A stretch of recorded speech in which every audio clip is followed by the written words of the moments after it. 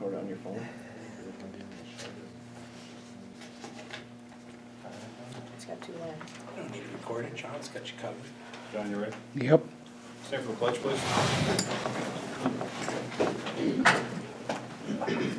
Pledge allegiance to the flag of the United States of America and to the republic for which it stands, one nation, under God, indivisible, with liberty and justice for all.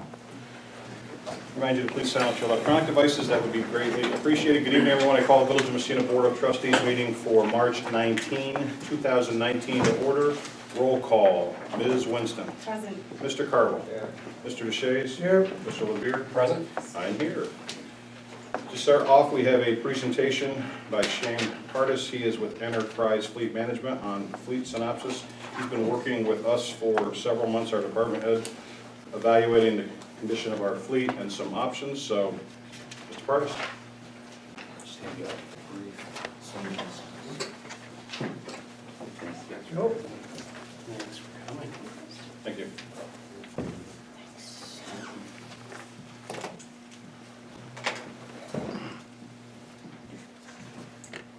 First, thank you guys for allowing me to come and present today. As Tim had mentioned, I've been speaking with him briefly over the past couple of months, probably 4 to 6 months, just in reference to the fleet of vehicles at the Village of Massena.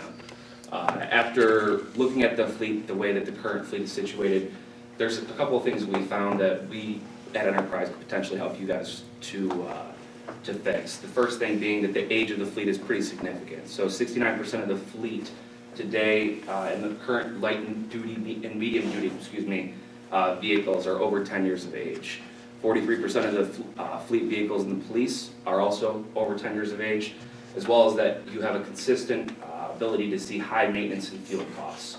Our program, we work with the county, St. Lawrence County today, and our program works with municipalities across the state really to help them reduce the fuel and maintenance expenditures that they see annually, help them revive their fleet a little bit more quickly than they currently do today, as well as looking at a maintainable, manageable plan that really works within the budget each year to reduce the overall total cost of ownership within your fleet of vehicles.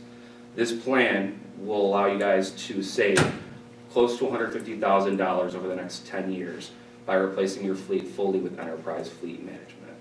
I outlined the current synopsis on the front page, but realistically what it talks about is what I just mentioned, that we're able to maintain a manageable budget within the fleet, lower your capital expenditures the first year with regards to your replacing vehicles through Enterprise, and then over that 10-year period realize that $140,000 of savings.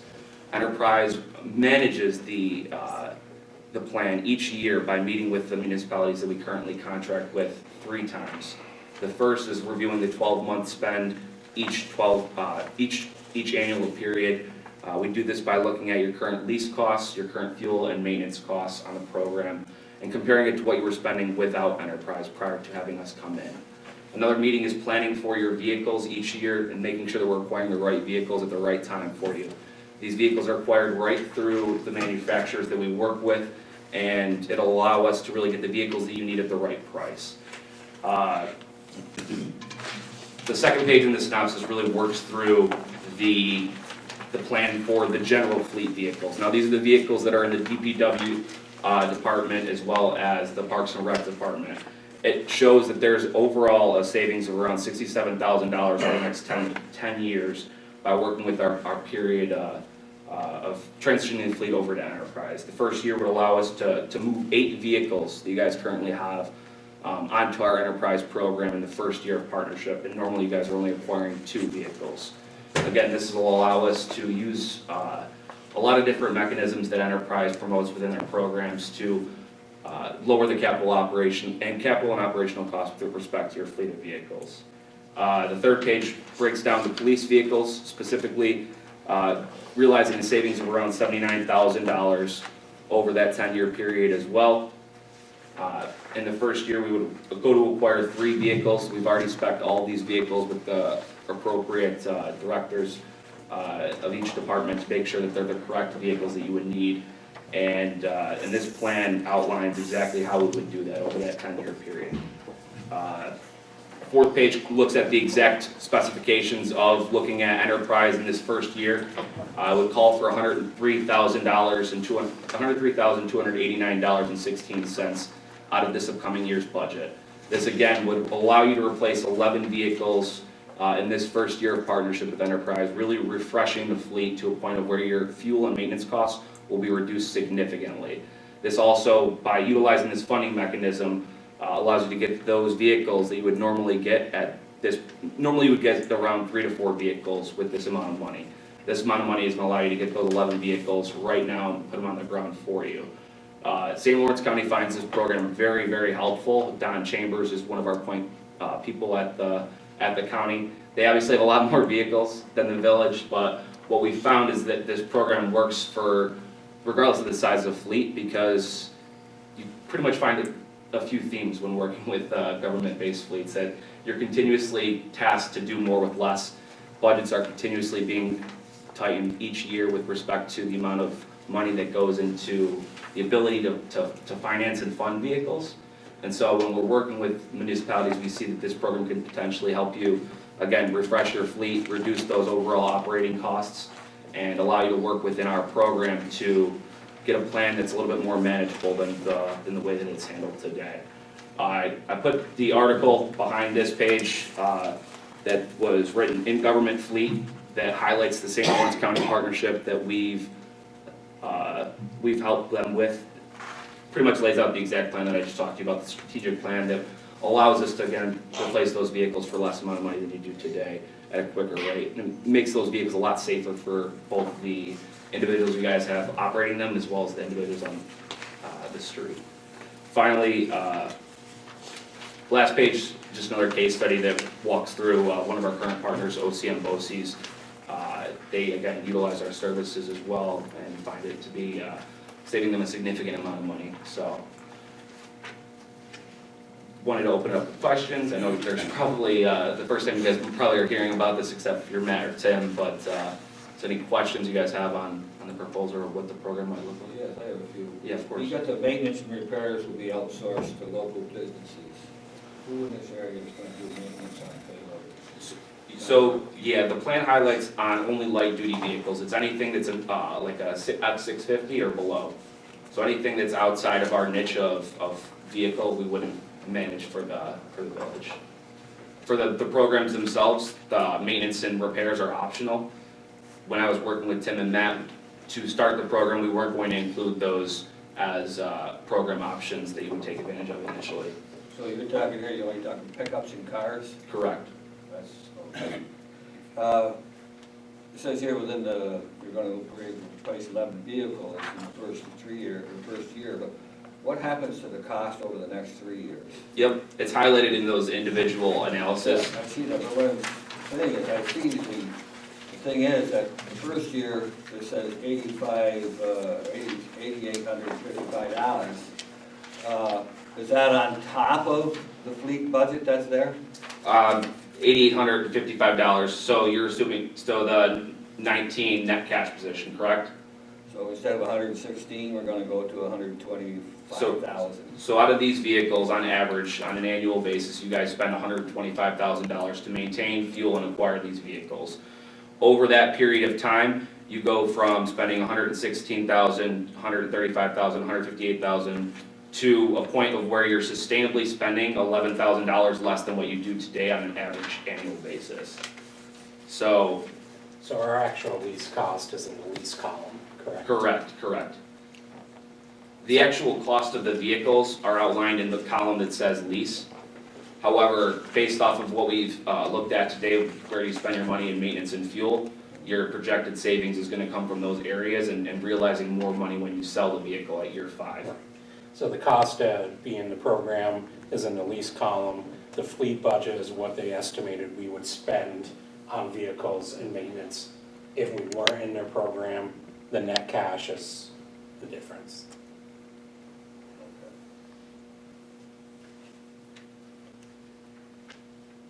So you're basically saying that the savings over 10 years, you're talking about $6,700 a year savings.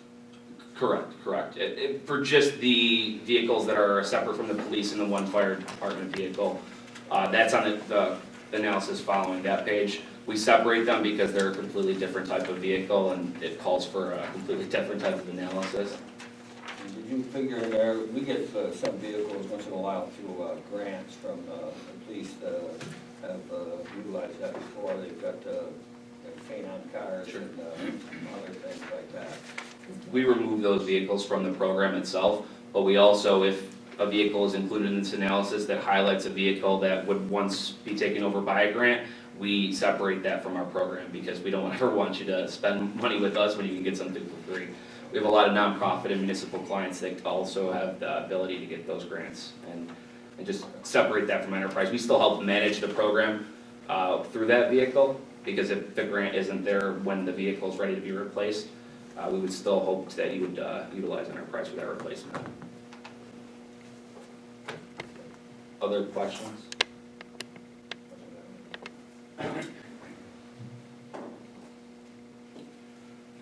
Thank you. So the timing's perfect. We will be taking up the budget next month, so if you have any questions, I'm sure we'll be reaching out to you. Thank you.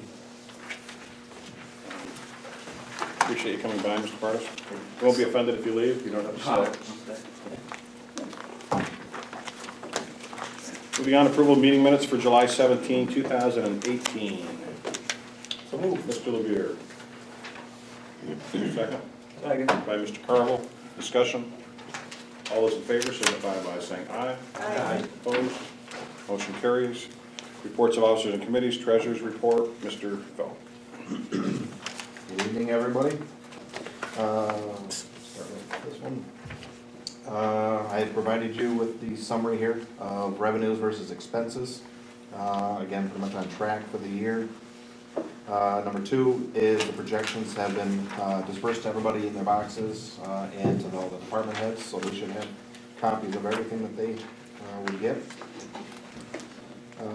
Number three, the end of February, we did receive $519,394 from the county, which was the balance of the unpaid village taxes from last year's fiscal year. So they basically square up with us for whatever was unpaid and was levied to the town and county. February 4th, we received $49,721 as the final disbursement for the 2016 AHC grant. So now that closes that grant out as well as the CDBG grant, so they're both closed out now. The final assessment for 2019 supplied by County Real Property Office is $357,297,282, which is an increase of about almost $1.9 million over last year, which was showing there is $355,411,000. So it's up a little bit, about 0.5%. I think last year it actually went down a little bit, so this year it's going up a little bit. So, number 6 is adoption of the participation agreement with Governmental Payment Services Incorporated resolution, which is a separate. We'll take that up in new business. Questions for Mr. Fell? Thank you. Thank you. Committee reports, code enforcement, Mr. Carvel, Mr. LeBeer. We have an item later on, Matt can work it on, but Economic Development Committee, Mr. LeBeer, Ms. Winston. BDC meeting is Thursday. And we did start the every other month meetings with the supervisor, BDC, president, developer, and myself. Fire Committee, Mr. Carvel, Mr. LeBeer. we meet at the end of the month. We did get our pickup truck. It was a grant a year or so ago. A while ago. Yeah, it's been a while. It took a little while, but it's here and we're glad to have it. Personnel Committee, Ms. Winston, Mr. DeShays. Police Committee. No report. Police Committee, Mr. Carvel, Mr. DeShays. Chief's back in town. That's about it. Recreation, Mr. DeShays. Yep. Well, the ice outside arenas have all been closed down, shut the shacks down. We had a warm spell down and The ice has been very bubbly, so Mr. McCabe says we're gonna shut her down, which they did. And now, Mr. McCabe is running a house league for hockey players this month. And that just started a couple years ago with the Mike division, 2 years ago, and now it's expanded to include squirts, peewees, and badminton, which was added this year.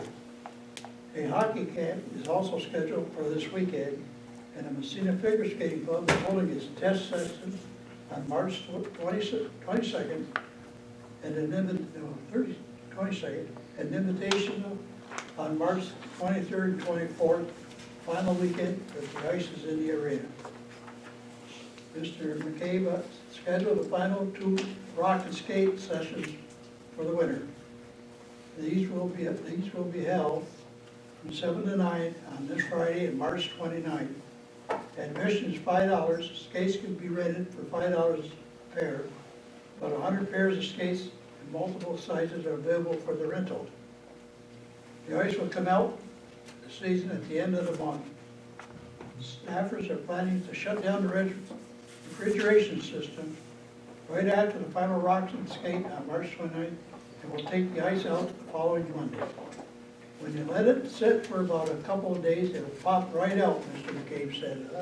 That'd be something to see. And once the ice is out, the Massena Rod and Gun Club will be the first non-rental ice for Sportsman Arena, scheduled for April 2nd and April 6th and 7th, first weekend in April. Final notation on that, the arena supposed to start on the arena, is supposed to be the 1st of April. I don't know if it's going to schedule or not, is it? I think so. I think so. But that's the end of my report. Street Committee, Ms. Winston, Mr. LeBear. Okay, ma'am. We are filling potholes. Water and Sewer Committee, Ms. Winston, Mr. LeBear. Initial public comment period, as always, we ask you to please stand, come to the podium, state your name for the record. Initial public comment period.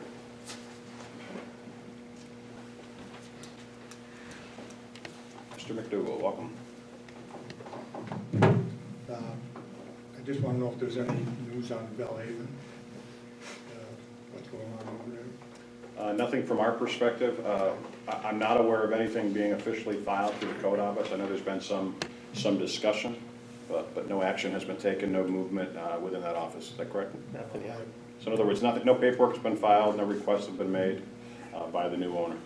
Now, I have heard a little bit about maybe putting 15 people in there and not, they're locked in, they can't leave. I didn't know they had a jail on Woodlawn, I think our jail's downstairs. But I can't see him putting 15 people in 2 apartments. If that's his goal, because that ain't gonna work. So, I just wanted to know what's going on. Thank you. Thanks, sir.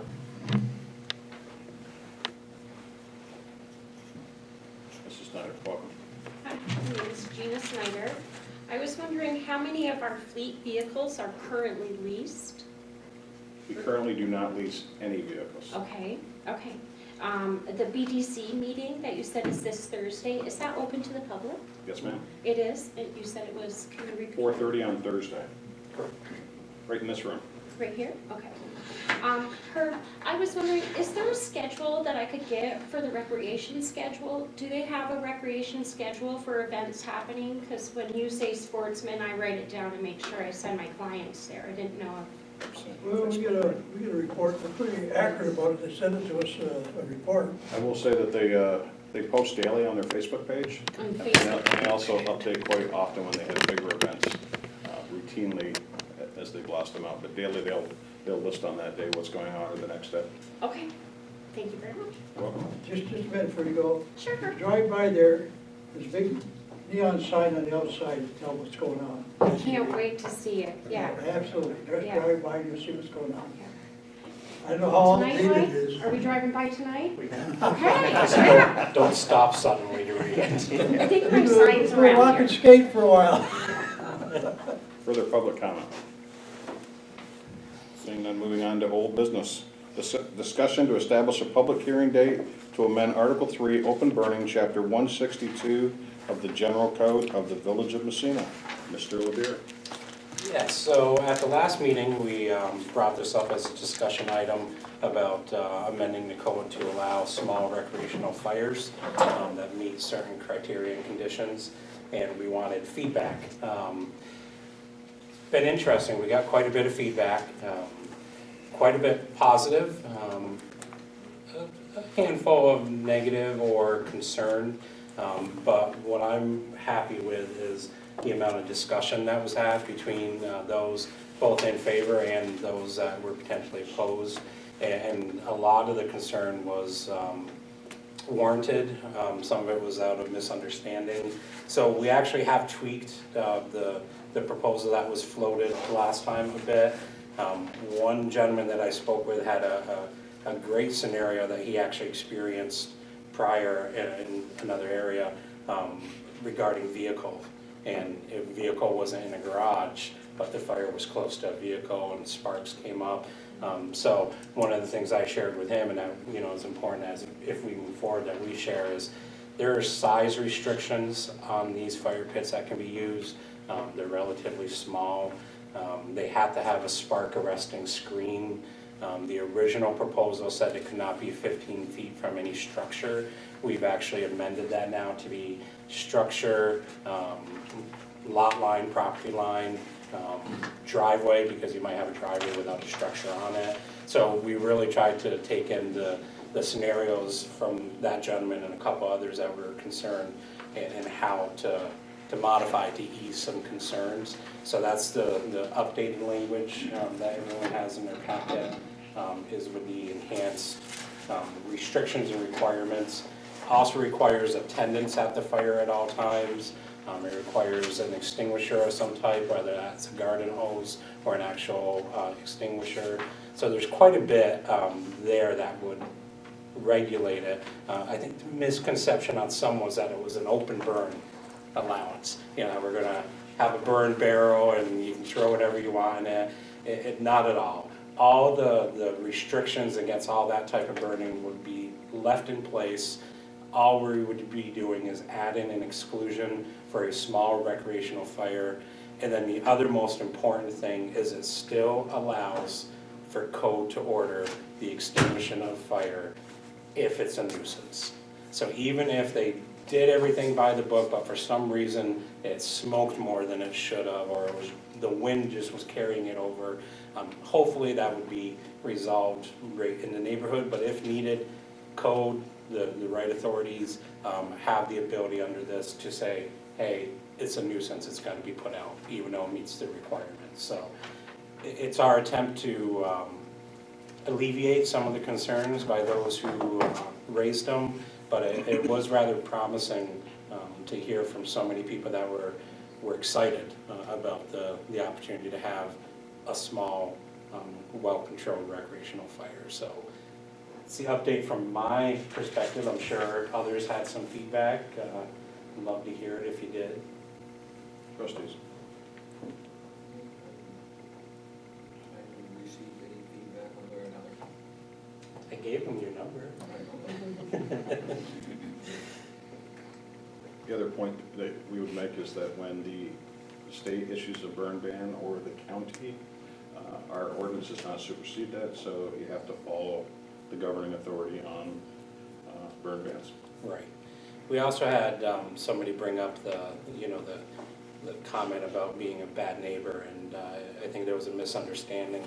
You know, everyone has a right to be in a good quality of life situation in their neighborhood. So if there's a nuisance fire, you're certainly not a bad neighbor by calling that in. That's what we want you to do. That's being a responsible citizen, because if it's impacting you, it's probably impacting someone else. And those are usually fires that aren't even going to meet this code regardless. That's someone just having disregard overall. So what's intended by this proposal is the small contained recreational fires. So hopefully that wouldn't ever fall into that nuisance category, but it's nice that we have the safeguard just in case. So you would be looking to establish a public hearing April 16th at the next meeting at 5:30? I would make that motion. I'll second it. Second by Mr. Carvel. Discussion? All those in favor signify by saying aye. Aye. Opposed? Motion carries. So that would be a public hearing. Public input is welcome for people that are against it or support it at April 16th at 5:30. Old business B, discussion, spring cleanup. As you know, we held a great deal of discussion last year prior to, during the budget process, and when we adopted the new guidelines with regard to spring cleanup. We have eliminated curbside pickup. So now residents that have accounts in the village for garbage can take or have someone else take their debris to the dump. So the rules are, and we'll get this out to the media several times, it's posted on our Facebook pages, on our websites. Vouchers will be mailed in April, within 2 weeks of the start date. Start dates is April 2nd and it runs through May 4th, 2019. April 22nd. I'm sorry? April 22nd. I'm sorry, 22nd. April 22nd through May 4, 2019. Hours at the transfer station are 8 to 3, Monday through Saturday. 8 to 3, Monday through Saturday. So they're open on Wednesday during that time to accommodate us. The key for people that rent property, this is very important, the vouchers are being mailed to the landlord. So you need to get the voucher from your landlord. You have to present that voucher when you go to the transfer station. Vouchers are non-transferable. No commercial accounts or residents that are not serviced by our refuse collection will be allowed. And another key piece of this is that when you take items to the transfer station, county law requires that those loads are covered. So if you show up at the transfer station, there is a fee associated with an uncovered load. The person that's bringing that to the transfer station will incur that fee. I believe it's $15, but we are not going, the village is not going to pay for that if you choose to not cover your load to take it to the transfer station. So if you show up, you're going to have to pay that $15 to enter. Questions? Thank you. I would also point out that we've had a lot of discussion on this, how we're going to get to this, and there's been lots of debate internally to get to the point where we recognize we're going to have to be flexible this first year as we've changed this from something that's gone on for many, many years. There's chances are that we either haven't thought of everything or we didn't get a piece of this right. We're going to ask that our employees be flexible and work with the transfer station, work with people that have legitimate issues as they try to navigate this. It's new to us. We want to make sure that we do it right, but we also want to make sure that we're fair to people. And we fully expect that we'll come back here in May or June and say, this worked, this didn't, and let's correct it and make it even better for our residents to continue to provide this service. C, discussion naming of the park on Water Street update. Ms. Winston. Okay, the name of the park contest is going well. We've had over 156 entries. Well, 156 students have entered. Several of those students have entered more than one suggestion, so we have to get it down to one in the next 2 weeks. So we have it down to about 40. The elementary secretaries have helped to look through them. And so we'll have 10 of the entries for the students to vote on, and they can pick from those, and we'll see which one is the most popular. Wonderful. Thank you. New business, proposed resolution, authorized participation agreement for online payment of village taxes with Government Payment Services Incorporated. Mr. Felt. I guess it was last summer, the mayor came to me and said that he wanted to try and get credit card payments accepted for taxes. Inline set up for this. So the company that would do this is called GovPayNet. They are used in a number of places. I believe it is the courts upstairs, they use them. So the way this works is we would not initially accept online payments. There seems to be too many issues with it to even kind of approach that just yet. So we're gonna start off with taking credit cards in person. So they would come to the window, pay their taxes, and they could put it on a credit card. There is no cost associated with this that is borne by the village. This is all borne by the person that's using the card. 2.65% is what they're quoting for the percentage that they would pay. Debit cards, I'm not sure yet. We were told that it would be about 1.15%, but when they last talked to us a few weeks ago, there wasn't any mention of that, so I put that back on them to get this clarified to make sure that there is a separate fee structure for the debit cards versus the credit cards. That cost is passed on to the user. Correct, that's all user-borne. There is no cost associated with, that's borne by the village. Even the machines. State law does not allow us to Yeah. incur cost for the use of electronic. So that's a 1.5% on their total taxes that they will pay, the fee, is that how that Yeah. works? Correct, yeah. If they choose. If they to choose use the to. credit To card. use a debit. Yeah, and they, how it would happen is they would come to the window, we'd tell them how much their taxes are. We can enter that into a website, essentially is where it's processed through, and it'll immediately calculate the fees, so you can tell them, this is how much the fee's gonna be, do you wish to proceed? So it kinda gives them that out to say, no, I don't wanna do that, or yep, I'm okay with doing it, we're paying 2.65%. 1.5 for debit, 2.6 for credit. Correct, yeah. I haven't got that clarification yet from them about the 1.15, but it has been nailed down that the 2.65 is for credit cards, so I'm still waiting to hear back on the debit cards. Even the swipe card machines is just real basic, just plugs into the computer, so there's no charge for any of that setup. It's still all borne by the user. And they don't have to pay the full amount, they can pay any portion. So if they say, I wanna pay X on the card and Y with a check, you guys can handle a split We can transaction. do a split transaction, but yes, but it would still have to pay in full. Right, but the fee would only be on the portion they're putting on the card. On the card, right. Further questions? Entertain a motion. So moved. Mr. LeBear, Second. second by Mr. Carvel, discussion. It's a resolution, poll individually. Ms. Winston, Aye. Mr. Carvel, Aye. Mr. Deshaies, Okay, Mr. LeBear, Aye. resolution carries. We have appointment, Gail L. Hamilton, substitute crossing guard. So moved. Mr. LeBear, second by Mr. Deshaies, discussion. All those in favor signify by saying aye. Aye. Opposed? Motion carries. We have retirement, Avis Hazelton, keyboard specialist, effective April 27, 2019. She will complete nearly 20 years of service with us. She's done a wonderful job in the code office, so we thank her for her service. So moved. Mr. LeBear, Second. second by Mr. Carvel, discussion. All those in favor signify by saying aye. Aye. Opposed? Motion carries. De-establish public hearing for April 2, 2019 for tentative budget and budget hearing at 5:30 PM. Motion, So moved. Mr. LeBear, second by Mr. Deshaies, discussion. All those in favor signify by saying aye. Aye. Opposed? Motion carries. E, establish budget work sessions, dates and times, April 2nd, April 4, April 9, April 11. All of those are 5:30 PM.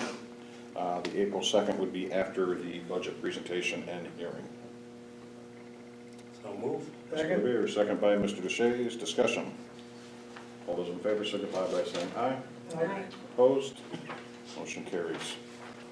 F, establish a public hearing to consider authorizing a property tax levy in excess of 2% for April 2nd, 2019 at 5:35. I will tell you that I filed my tentative budget with the clerk today. It's currently at 1.77%, so it's below the tax cap. So this is a precautionary, this public hearing.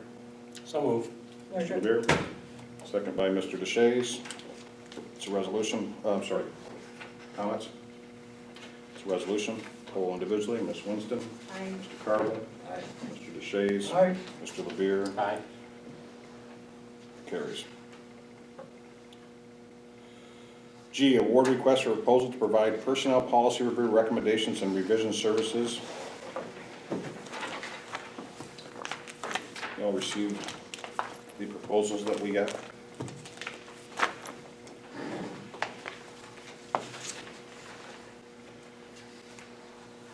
So we have 4 proposals.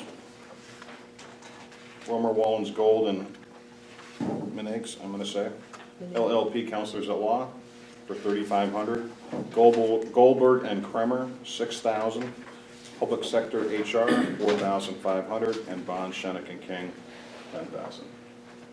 We have a relationship from the past with 2 of these.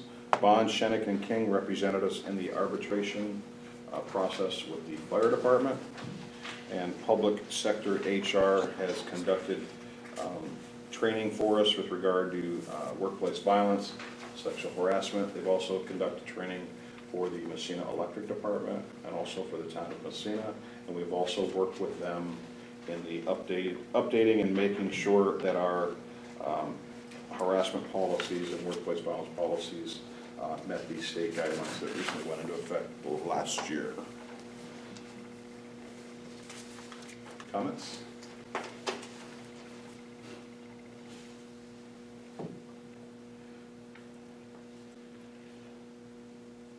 Given our experience with public sector HR, I'm very pleased at their proposal, which went a little bit more detail into what the manual would look like with regards to chapters and the others that would be dealt with. Essentially, the other 3 proposals are law firms. I have a personal comfort, I think, with looking at all 4 of these, with going with public sector HR because we have experience with them. They've worked very well with us in the past, and the training they conducted was very good too. We know what we're getting with them. Will they provide the estimated completion? Is it still NA? They haven't provided that yet? But I'm sure they will, They will. if it's not in here. Isn't the lot that's in the personal policy manual right now, it's overridden by the contracts, a lot of the stuff that's in there. in some places, Doesn't apply, basically, the policy manual says one thing, the contract says something else, so the contract, takes precedence over the manual, so are we gonna remove that stuff, or what's the, the current manual, you'll notice there are areas in there where it'll tell you to refer to collective bargaining agreement. When there's a conflict, there's some language in there that says when there is a conflict, refer to the CBA. That is routine, but we reference it several times a month. There's a lot of things that are contained that are not covered by the collective bargaining agreements.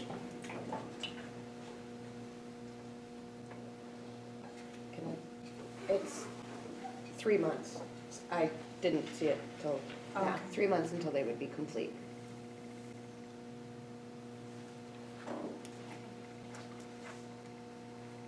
A motion, we move forward with public sector HR. It's too critical of a document not to have it updated and in order for us to reference.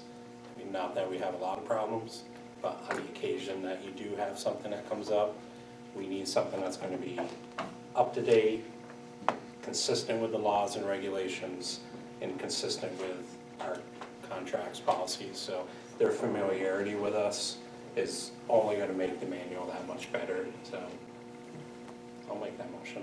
Second. Second by Ms. Winston. Discussion? All those in favor signify by saying aye. Aye. Aye. Opposed? Opposed? Are you no? Opposed? I'm a yes. Motion carries. I just found that there's an awful discrepancy between the different bids on there, from 3,500 up to 10,000. Might as well take the money and throw it out the window. These people are all bona fide businesses. I can't understand why there's such a disparity in contract. At least the 4,500 is on the lower end of it, and having already a relationship with them, hopefully they're, they're trustworthy and would be the best bet, and better than the 10,000, even though we have a relationship with them too. Half, 50% savings more, so. 15 hours, and then you get 25 to 30 hours double. I mean, they're gonna take more time, but they're not charging more for it. Even if it's 3 months, it's not charging more than the people that are in 6 weeks,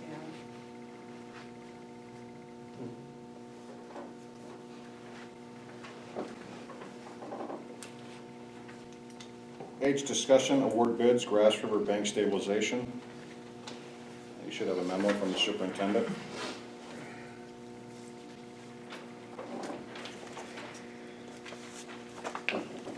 Listed 7 companies, 2 provided bids. The low bid of the 2 was Paris Excavating for $244,000. This is a shoreline issue that we have behind the wastewater treatment plant. Erosion over the years has continued to grow, and there's a concern that it's gotten very close to one of the power poles that are down there. Has to be addressed. Yeah, I was just gonna say, this isn't one of those items that I view as optional. I think we have to proceed. This was on our plate last year. We delayed it as we applied for some safe drinking water funding, and we'll try to do that again this year, but we can't delay it. We have to get this done, given the proximity to the power pole. And we'll continue to look at other options too, and partners to work on this. Much of the steps that precede this have been done, conversations with the regulatory authorities as well. I move we accept the low bid. Paris Excavating for $244,000. Here a second? Second. Mr. Carvel. Discussion?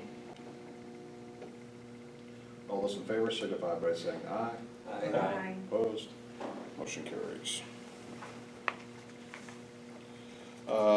I, discussion sale of surplus property, 56.5 North Main Street. As you know, I sent you an email and the map.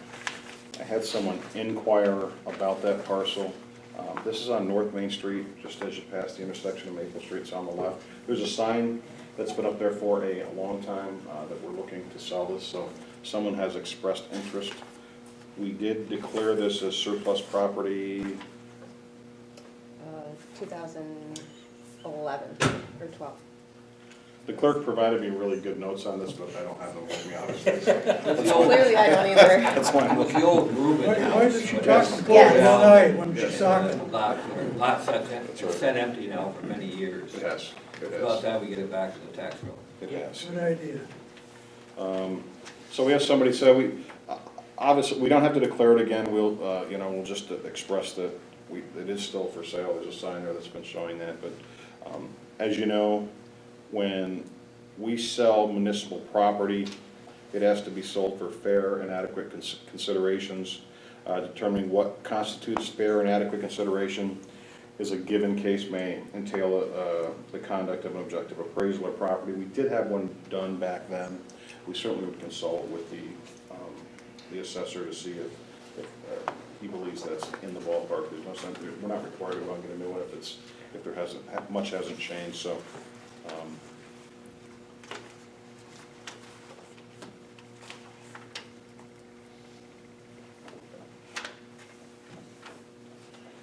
Any issues? So I'm tell him that there's a process if he wants to make an offer. We're still looking to move it. Do we care what he puts up there, what he puts there? But you'd have to fall in line with zoning. Zoning, yeah, you have to follow all the zoning, yeah. All right, Yep. no problem. Good, thank you. Appointment of Ben Murtaugh, Business Development Board of Directors. This is a reappointment because of the timing, and he had to get permission from his employer.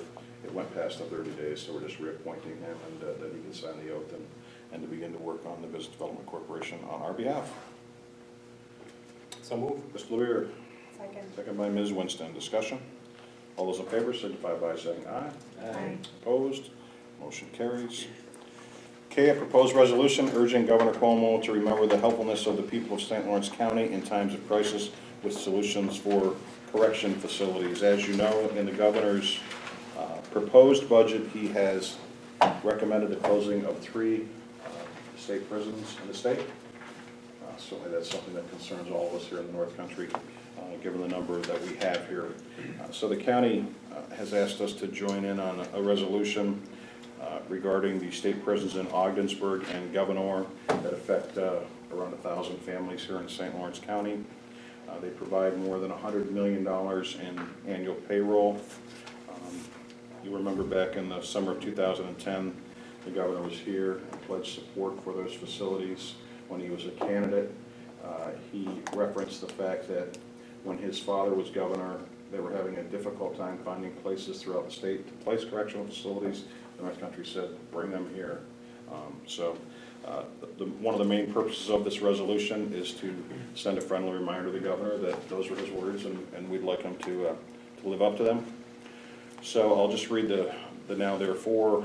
Village Board of Trustees call upon Governor Andrew Cuomo to remember how the people of St. Lawrence County have a long history of helping the people of the state of New York and the city of New York when they have faced a crisis and needed a helping hand, and be it further resolved that the Village Board of Trustees urges the citizens to show their support for their neighborhoods and the correctional facilities of New York by signing the electronic petition at the Senate's website to do so.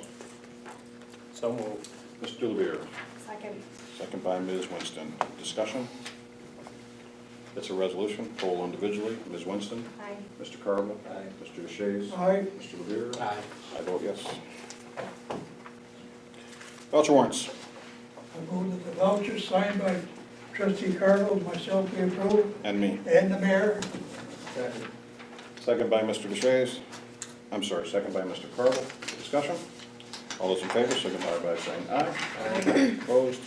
Motion carries. Monthly reports, you have the Massena Volunteer Fire Department, Inc. for February 2019, and the Permanent Firefighters and Code Enforcement for February 2019.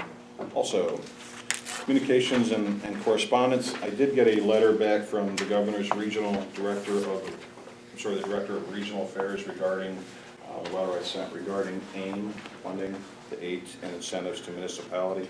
As you know, in the governor's proposed budget, he cut our AIM funding, which is about $132,000. He has since, in his 30-day budget modification, has proposed that the new internet sales tax law, which has yet not been passed, that the counties make the municipalities that have lost that funding whole. So that sounds really good, but the fact is, that's not new money we would have gotten by that income, by that sales tax. So it's not where we want it. We heard good news last week when the Assembly and the Senate passed their versions of the budget, which included the AIM funding. So that has to be worked out here in the next month. So I did get a response. I appreciate it. That at least they do respond and they answer. Happy to share that with you if you'd like. Closing public comment period. As always, we ask you to please come to the podium, state your name for the record. Mr. Siegel, welcome. I just want to know, is there anything that can be done? I know we've had a really ridiculous winter, and wind blowing and stuff. It seems like every time you have a garbage day, there's garbage all over the streets, okay? I find that a lot of it is on our street is because the people are not using covers on their garbage cans. So my question to you is there an ordinance or something that says you have to have a cover on your can? I mean, I know they gave us recyclable bins with covers. Why people aren't using them, I don't know, okay? Because, I mean, I go out and spend an hour just picking up stuff off the road. I mean, and I know we've had some wicked wind, but it just continually gets worse and worse and worse. And I know a few people that do not put the covers on, they just stick them out there. So what I'm wondering, is there something that can be done? It's not only my area, it's the village. I mean, I ride around and see garbage all over the place, so is there something that, I know it's a hard situation to take care of. I'm not sure off the top of my head if we do require covers on the cans or not. I'm not sure. I believe We so. can look into that. They're not flagged. But I They're know not they're labeled. supposed to be bagged, the garbage is supposed to be in bags, okay, and you're supposed to have them in the cans. But the recyclables, we used to have the buckets and the stuff would blow out anyway.